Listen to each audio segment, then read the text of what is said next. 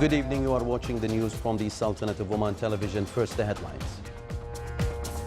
The annual Career and Research Forum discusses 48 medical researchers from various specialized training programs.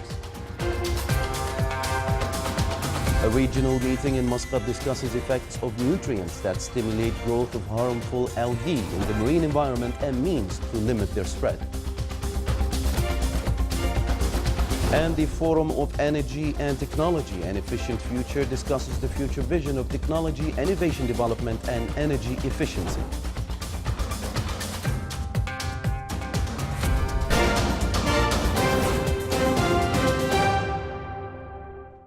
Those were the headlines. Now for the news in detail. The Oman Medical Specialty Board inaugurated at Oman Convention and Exhibition Center today the annual Career and Research Forum 2017-2018 under the auspices of His Excellency Dr. Ali bin Talib Al-Hinai, Under-Secretary of the Ministry of Health for Planning Affairs. 48 medical researchers and posters competed in the forum, which included an exhibition that have corners for the medical specialties training programs, a number of academic departments, some training sites, and the Medical Simulation Center. This event aims to encourage Omani physicians to compete in presenting the best medical research. This will improve their scientific research and presentation skills. It will also support and enrich medical researchers in the Sultanate.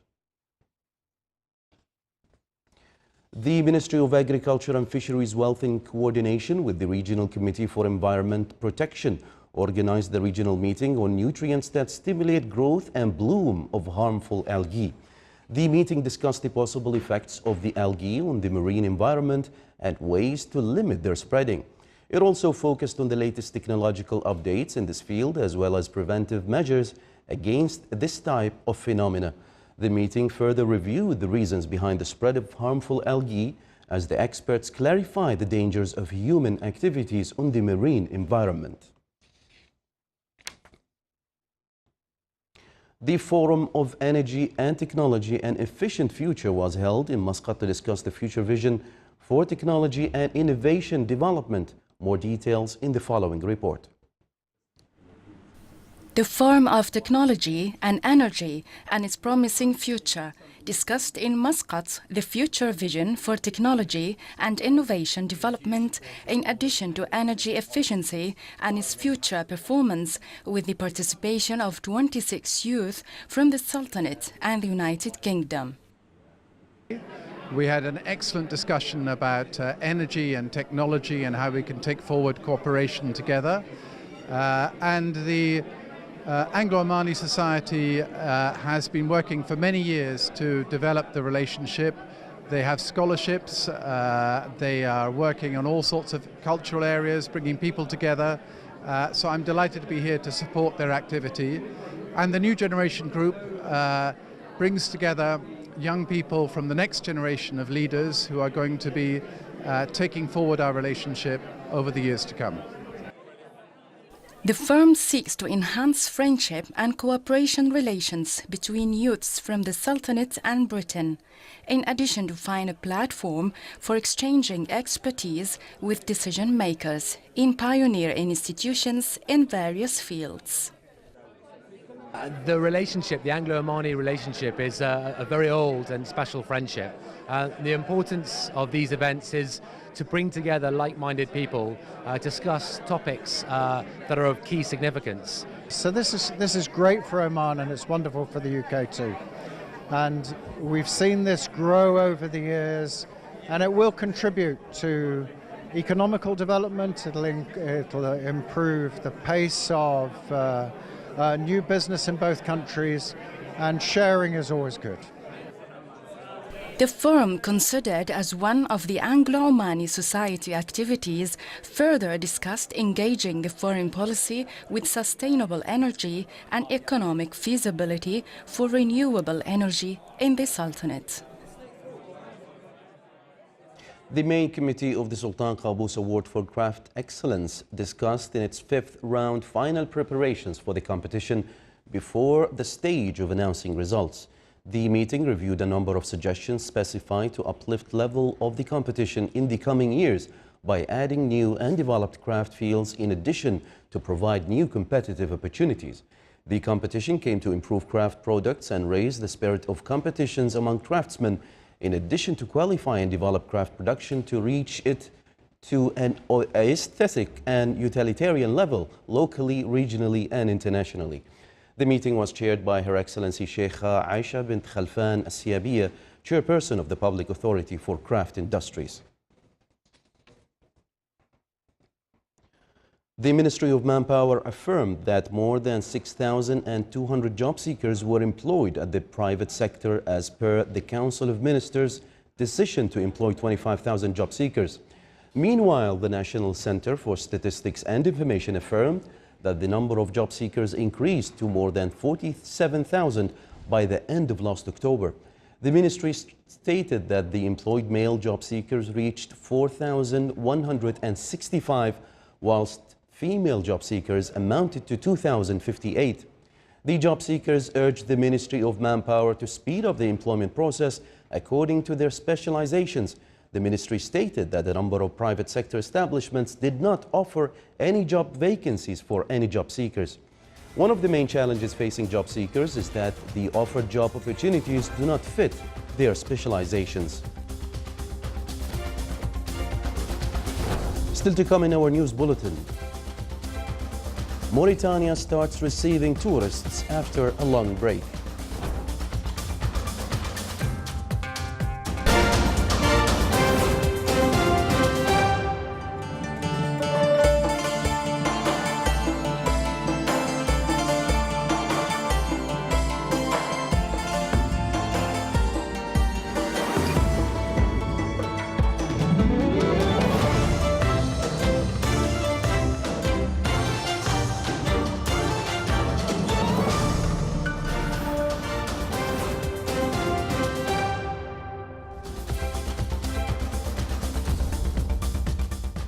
Welcome back to the news from the Sultanate of Oman television. Turkish President Recep Tayyip Erdogan called on NATO to take a stand against the United States over its plans to form a 30,000-strong Kurdish-led border security force in Syria. Turkey has threatened to launch a military offensive against Syrian Kurdish militias, which Turkey considers to be terrorists. Yesterday, Erdogan accused the US of creating an army of terror in Syria along the border with Turkey and vowed to crush the border force. Addressing his ruling party's deputies today, Erdogan questions NATO's stance on the issue and said Turkey's military chief would discuss the issue in Brussels. A video released by Nigerians' Boko Haram extremists alleges to show some of the young women kidnapped from a school nearly 4 years ago, who vow never to return home. One of the 276 girls abducted from their boarding school in Chibok in April 2014 by the militants, about 100 are believed to remain in captivity. Many of them were forced to marry their captors, and several young women in the new video are shown with children. Boko Haram often kidnaps young girls and has used many to carry out suicide bombing attacks in northeastern Nigeria. French President Emmanuel Macron visited a migrant center in northern France today as he prepared to press Britain to do more to help deal with migrants who converge on the Calais region in hope of crossing the Channel. Macron talked briefly with Sudanese migrants at the center in Croix-Hills, home to 63 people. He questioned officials about measures to speed up processing for migrants who agree to apply for asylum in France.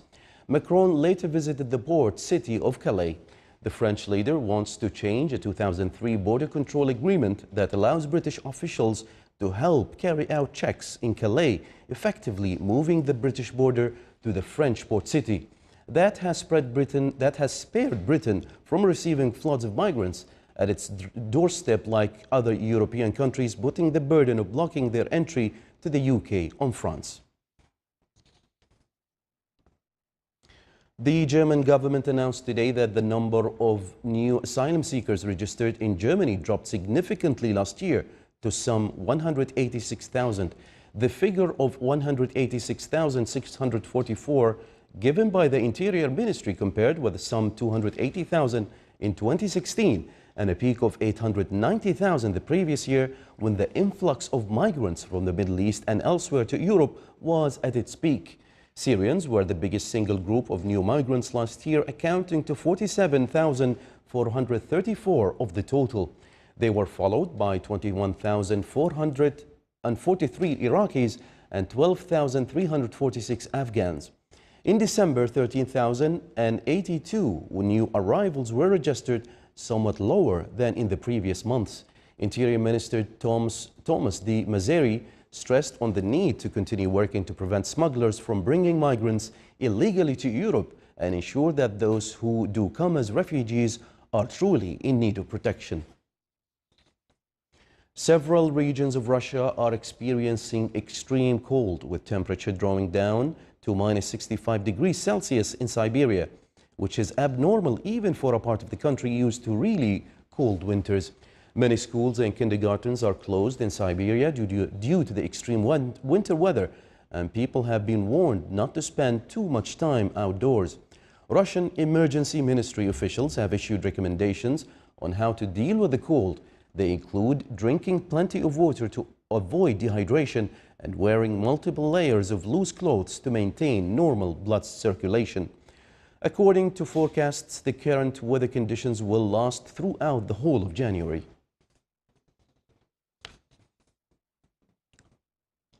Controversy has arisen in a central Japanese town after a supermarket was found to be selling assorted blowfish meat, packages containing potentially deadly liver, although nobody has died from consuming the meat.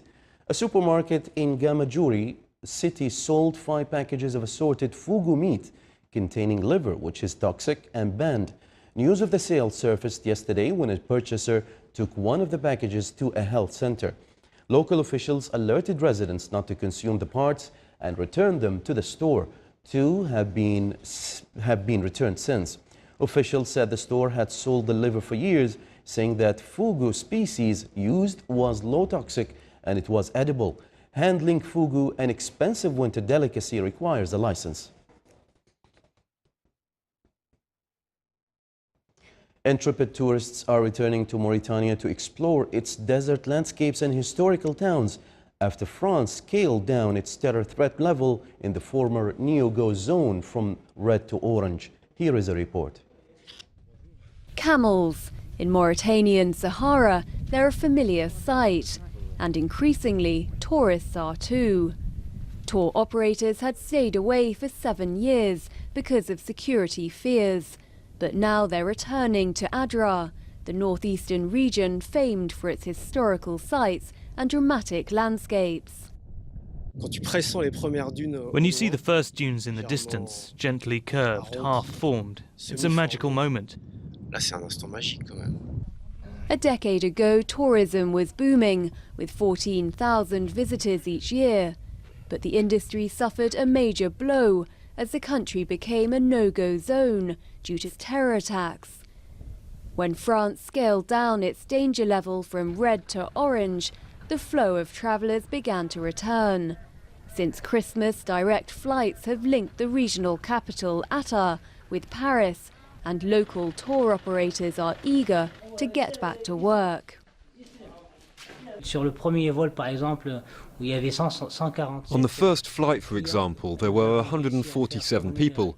We managed to run about 40 4x4s, 20 guides, 20 cooks, plus around 15 teams of camels that were dispatched to the departure points.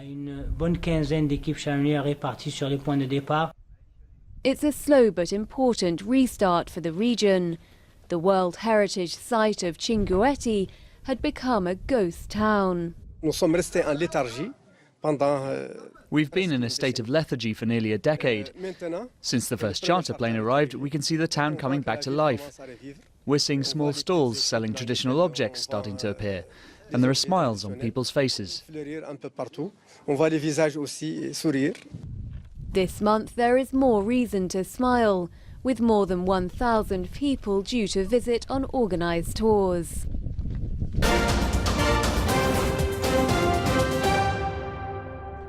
Now for some more local news. The Ministry of Transport and Communications changed the name of Bidbitsur Road to be Sharqiya Expressway, which is considered one of the important roads in the Sultanate linking the Governorate of Muscat with the Governorates of North and South Sharqiya, passing by the Governorates of Dakhiliya and Wusta.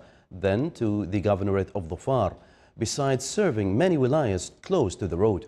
The ministry also changed the name of Sohar Industrial Port to Sohar Port, which is the main gate in the field of logistic transport system that serve all Gulf Cooperation Council countries and other world countries, as it is specialized in the activities of general goods, containers and liquid materials.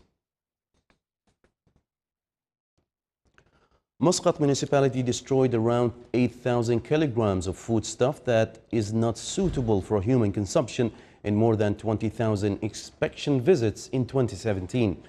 Muscat municipality closed 245 food facilities that violated regulations and conditions.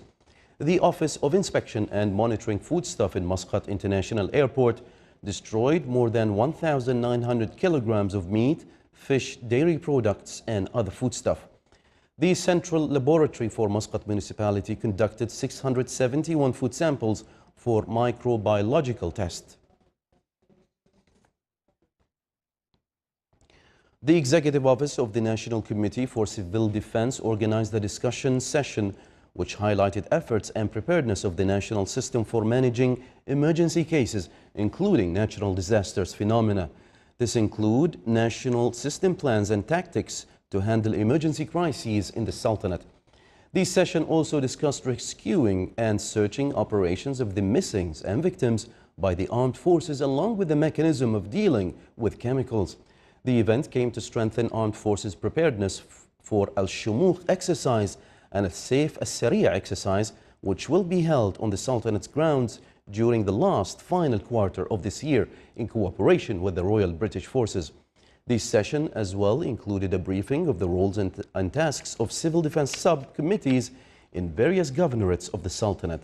The event was held under the patronage of General Hamid bin Sulaiman Al-Hatmi, Assistant Inspector General of Police and Customs for Operations, and was also attended by a number of representatives from various military and governmental bodies. The Ministry of Regional Municipalities and Water Resources stopped all transactions of the individuals, institutions and companies who are not paying their financial fees during the 30 days grace period. The decision issued by the ministry stated that it will not process any transactions until the dues are paid by them. The Telecommunications Regulatory Authority issued regulations of allocating silver and gold phone numbers through auction within the framework of achieving transparency in allocation of phone numbers for the beneficiaries of the telecommunication services. The auction system will be conducted through the websites of telecommunication companies, and those interested in registering in the system can follow the company's advertisements and find out about the date of the first e-auction.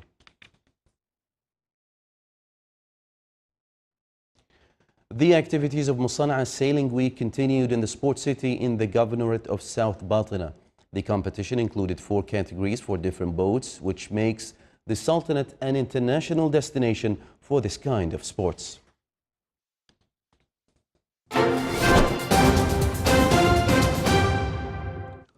Now for the general weather forecast around the Sultanate. Clear skies will prevail over the Sultanate with chances of low clouds and fog late at night and early morning over the governorates of Dhahira and Buraimi. Winds will be northwesterly light to moderate, while seas will be slight with a maximum wave height of 1.25 meters.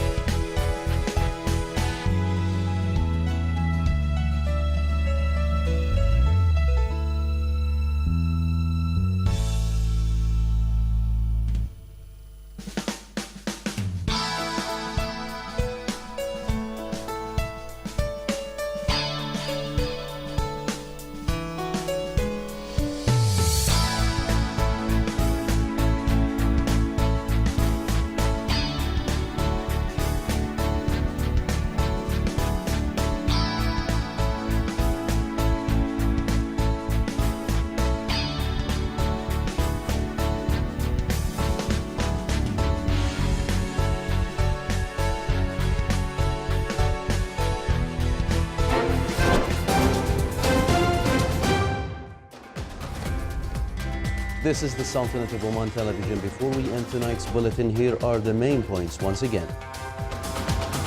The annual Career and Research Forum discusses 48 medical researchers from various specialized training programs. A regional meeting in Muscat discusses effects of nutrients that stimulate growth of harmful algae in the marine environment and means to limit their spread. And the Forum of Technology and Energy and Efficient Future discusses the future vision of technology, innovation, development and energy efficiency. With that, we come to the end of tonight's news bulletin. From all of us here at the newsroom and the studios, it's good night.